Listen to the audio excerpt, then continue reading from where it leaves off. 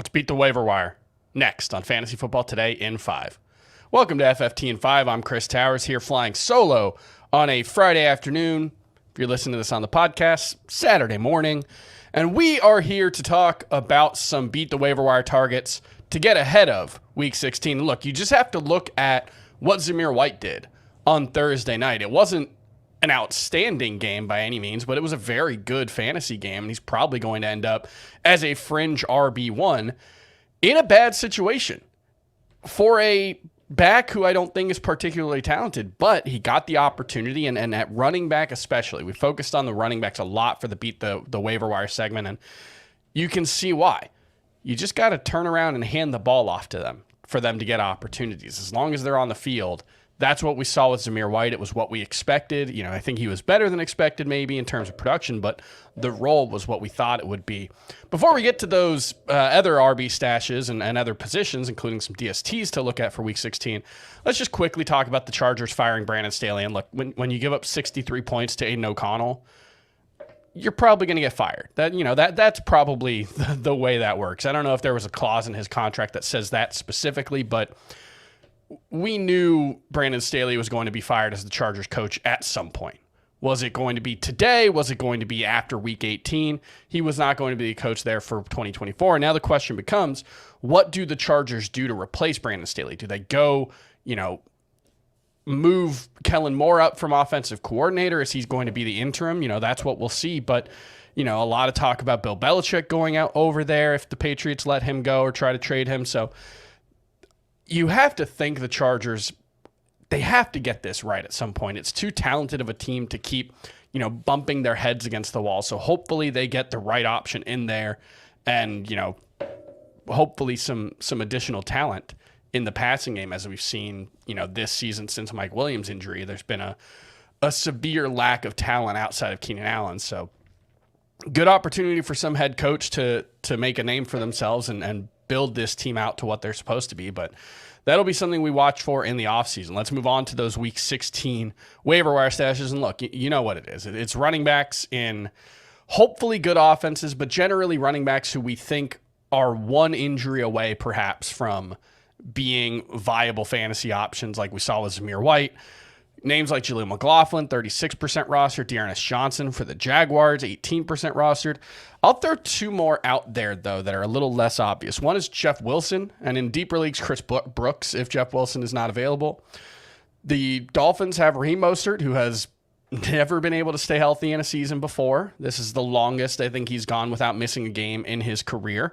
We have Devon Achane dealing with another injury. This week it's a toe injury, but he's missed time with knee injuries. He's missed time with shoulder issues this season. So having trouble staying on the field, obviously an electric player. But look, Jeff Wilson, if he gets an opportunity in this Dolphins offense, if something happens to Mostert and Achane, or even one of them, I mean, Wilson could be a, top 15, top 20 running back. So someone to keep an eye on. And the other one that I think is a little more under the radar, Chris Rodriguez. A lot of focus on Antonio Gibson this week with Brian Robinson not expected to play with that hamstring injury, but I think this might be a situation where Gibson's role kind of is what it is. He's been getting like 3 or 4 carries per game.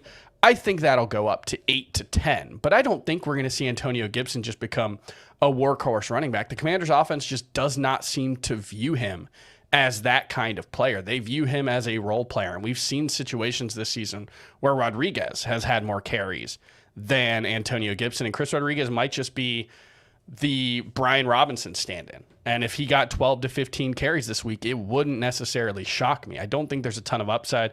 Probably not going to be used much as a pass catcher. But if you're desperate at running back, if you need a Zamir White type, Chris Rodriguez could actually be that. We got some other wide receivers.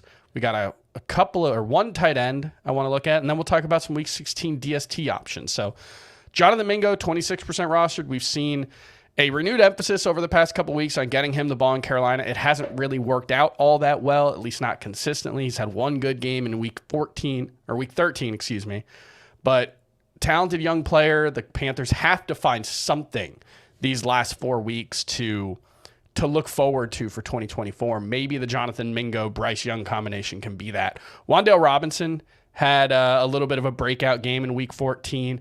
He's almost exactly a year removed from his ACL surgery, so he might be finally up to full speed and could be the top option in that passing game the rest of the way. John Mechie saw a 50% snap share for the Texans last week, season high, 5 targets. Long shot, but in a deeper league, he's worth a look. And A.T. Perry. We've got a lot of injuries in the Saints passing game. A.T. Perry has had, I think, 1 good game this season, so there's not a lot to go on. But, if Chris Olave's ankle injury keeps him out, if Rashid Shaheed isn't ready, that could be a situation where A.T. Perry matters. At tight end, Greg Dulcich is 9% rostered. He's not going to play in week 15. They've already ruled him out, but it looks like he could come back from IR next week. 3rd-round pick last year, had some flashes. Someone to keep an eye on. And then at the DST position, I'll just point out 2 that you might be able to drop if you're not using them this week. And that's the 49ers, who do have the Cardinals this week, so pretty good matchup there. You should be using them. But if you're not starting the 49ers this week, they've got the Ravens in week 16. Now, they've got the Commanders in week 17. That's a pretty good matchup, so you don't have to drop them. But look, if you need a DST for week 16 and that's the only thing you can drop, I'd consider the 49ers. And then the Cowboys, I think, are a more obvious one. They've got the Bills this week, Dolphins next week, Lions in week 17. Not a great situation for one of the better DSTs. They should still be usable, fringe DST, 1, but they're droppable if you need someone.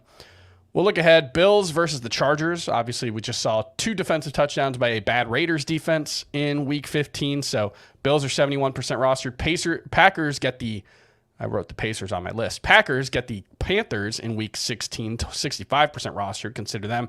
Broncos, 44% rostered. They got the Patriots in week 16.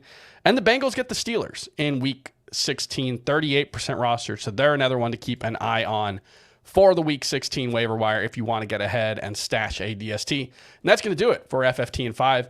We've got a ton of injuries for week 15 that as of Friday afternoon are still very much up in the air. So make sure you tune in to the Sunday morning episode where we'll hopefully have some answers on who will be available for this week. We'll see you then.